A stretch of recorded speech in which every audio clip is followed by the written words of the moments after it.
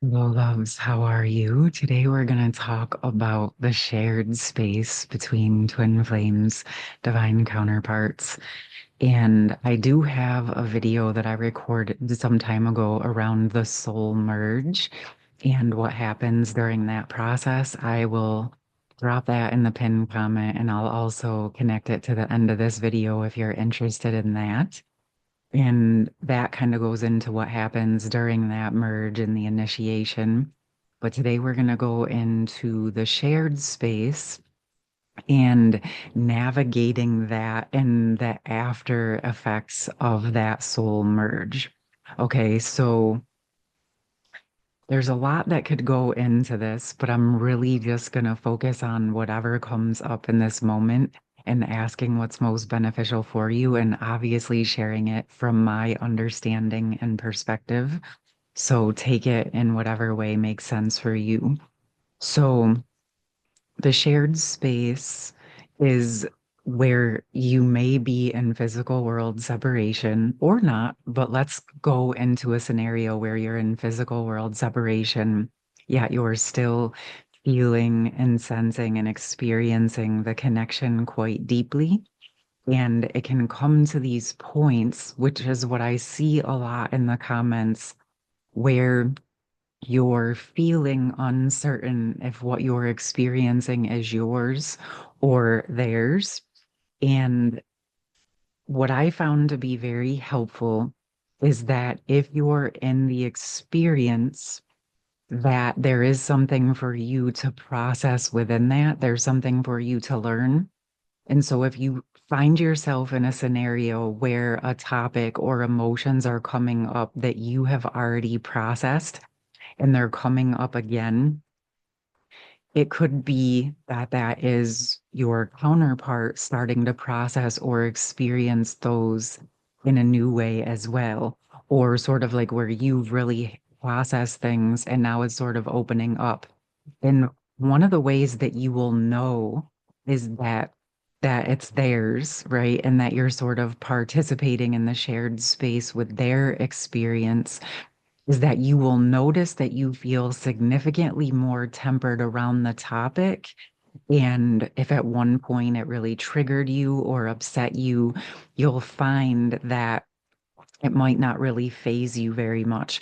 Like there may be a moment or a temporary surge of like the remembrance of that.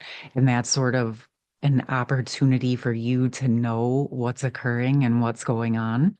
But if you find that overall you move through it very swiftly, you're aware that it's sort of still running or present, that is an example of you being tuned in and aware of the shared space. And it's sort of activated and open because of whatever your counterpart is experiencing. And your presence is available because there's so much energetic information being exchanged and communicated in those ways, in those times. It's a way to process the depth of the experience that you've held, but in a way that it actually moves much more swiftly within the energetic space versus trying to process every single nuanced detail in the physical world via conversation or whatever have you. It's sort of like the same way that we dream to help us process through our traumas or our experiences because there's just so much experiences that we've gone through and so much information that our subconscious holds and stores that any ways that we can process it that's not necessary for us to be constantly fully aware of it all of the time is helpful. And for me, what I do is I always ask, of course, to allow whatever needs to move and process to process. And if there's something that's beneficial for me to know, this is what my energy will, and my awareness and my consciousness will become focused on. In fact, this is what I do in my sessions with any of you. If we're working on those grander energies, say past lives, ancestral patterns, and moving out the stored information that's not necessarily needed for you to process every single ancestral memory, right? You sort of like ask your higher self to share and help you receive. Of course, you always have access to the wisdom of every experience or everything the ancestors experienced, but you don't necessarily need to carry the trauma patterns anymore. So it's in that same manner that we're at this time and space in our evolutionary ascension process where this energetic opportunity is available, where we can release and dissolve and unravel those bigger energies, but still obviously get access to any of the information whenever we need it. Because in truth, your subconscious, your consciousness, your higher self has access to all of the information that your soul has ever experienced. So nothing is ever lost. We're just simply shifting through the trauma or the trauma patterns, right, that we're moving through.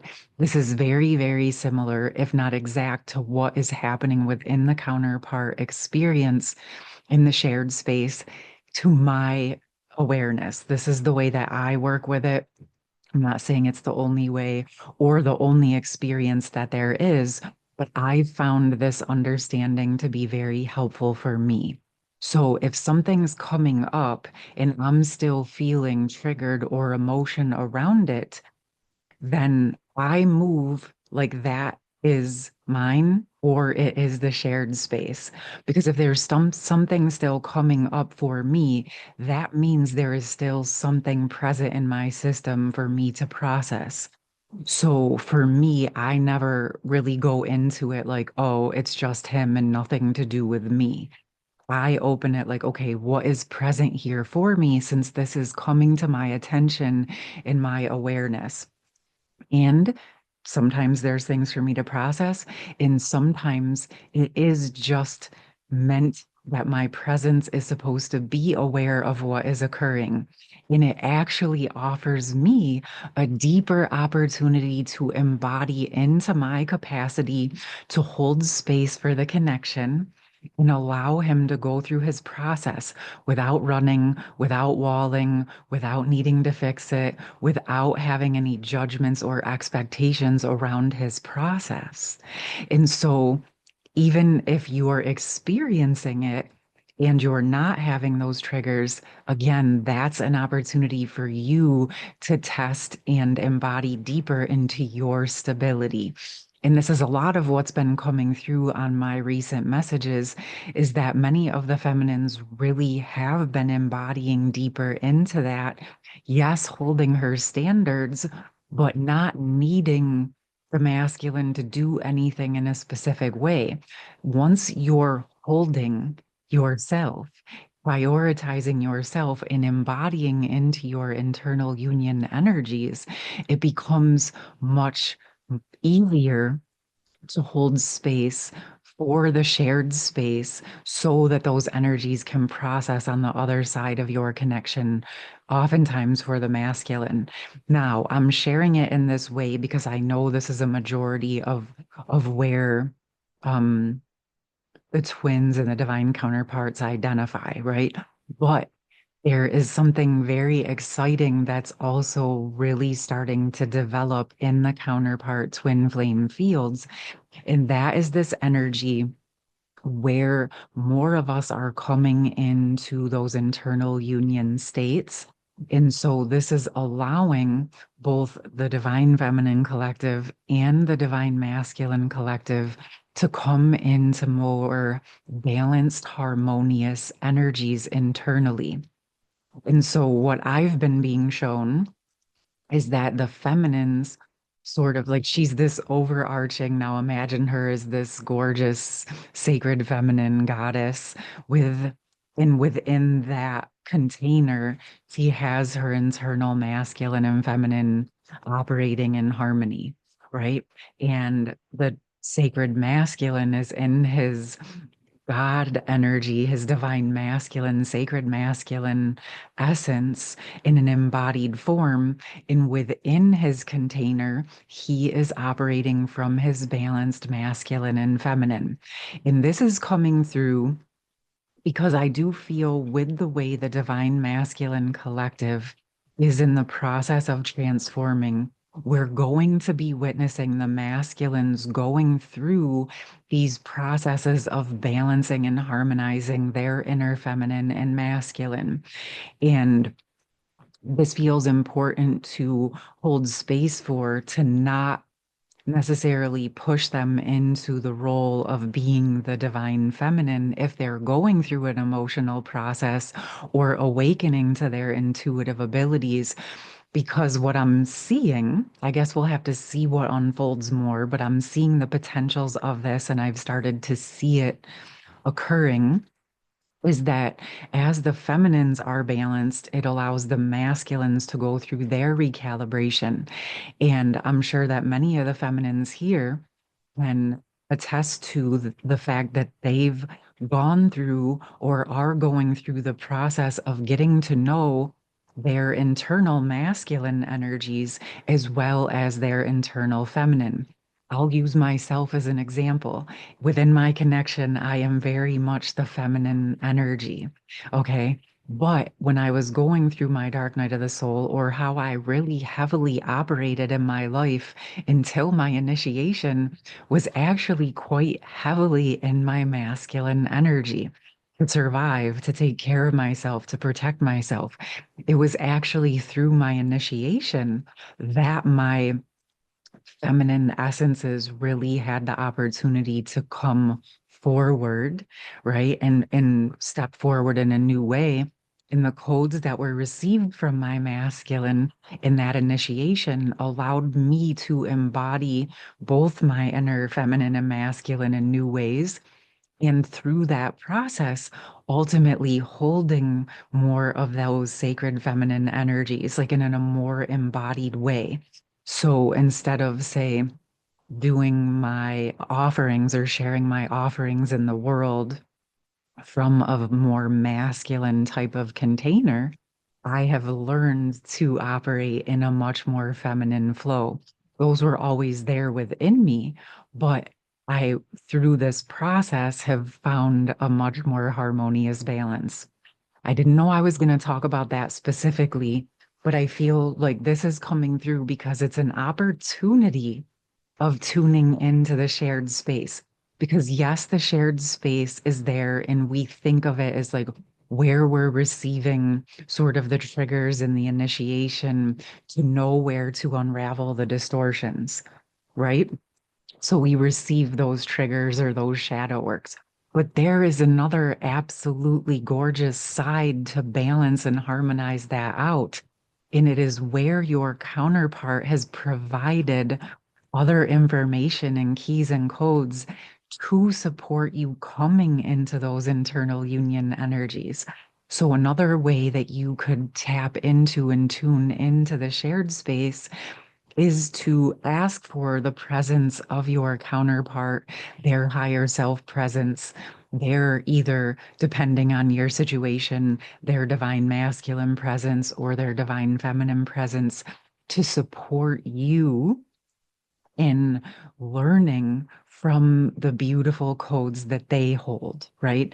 So, whatever their experiences have been within their system, like, so a masculine system as in a man's body, his experience, regardless of how he identifies, is going to be different just based on his genetics and his hormones and his experience as a male man in a physical male body, right? It's going to be different than a feminine. Even if she feels more in her masculine energy, she's still in a feminine container. And I know there's lots of variations of this. And of course, you take this however it resonates. But there is so much value within our connections and within the shared space. And I can hear some of you now, well, what if I'm in a same sex connection? There is still value within exploring those connections, of course, if that's present for you and that is your experience, I believe deeply that it is there for a reason. And you're still learning to work with the polarities and step into and embody all of who you are, right? So you can still always work with these energies in the shared space. And ultimately, again, this is about each of us, no matter what form our connection is in, whether because there's some of you who have never met your counterpart in the physical. There's some of you that are in full-blown marriage and union. Some of you are in separation. There's lot, and then everything in between. And some of you might even be uncertain. Is this my twin flame? Is this my counterpart? Do I even know if I fully believe in that? Or is the because there's this exploration part that's in process. But there is one thing that all of you can feel comfortable landing in, and it's the fact that you have been initiated by love, and that you are learning and growing and evolving from this connection. And so, regardless of what it ends up being for you, you have this huge opportunity to grow from this experience and this initiation and a beautiful opportunity to deepen your own embodiment and to embrace yourself and to embrace whatever opportunities are present for you within these connections and experiences. I'm going to leave you with one final tip or thought or experience that I have used in the past, especially when I felt much more merged when I still hadn't embodied or integrated my initiation. And I was still sort of sorting through it and wanting clarity so that I could understand it. And it's part of why I can share these experiences now, is that I took out a piece of paper and I drew this big bubble and I called it the unconditional love bubble. And within it, I created two bubbles. One was for me and one was for the masculine. And it was to signify and show that I was honoring the connection in the unity energy, but that I also wanted to understand myself and also honor and understand his sovereignty, but at the same time, learning how to work with the connection. And so it sort of gave me this visualization that helped me honor all of that simultaneously. And then, interestingly, if you think about it, it's sort of like the micro to the macro. It was also representative of what I spoke to you about. You could even do one for yourself as like, okay, so me in a feminine body, my feminine bubble, and then within it, I have my inner feminine and my inner masculine. And of course, this is not something that you have to do, but I find it helpful that when I'm processing things and wanting a better understanding or clarity, that drawing or writing my experience or wanting clarity on things can be a helpful way to process it into the physical world. So when we're experiencing something very energetic, having something that we can physically sort of draw out and put on paper can be helpful to give it substance, right? So you have the container of your connection, and that's the shared space, but you're each your own physical human representation in the overarching expression of that connection, right? So I don't know. I feel like there's definitely more that could come with this. I hope that what I've spoke about makes sense and feels supportive to more deeply understanding the shared space, some of what we're processing to clear out what's not true, but also the beautiful opportunity to drop in and actually receive the gifts of the initiation that your twin flame divine counterpart presented to you within your initiation. And it really is quite a journey and quite an experience for those of you that have experienced it. I'm sure you can attest to that.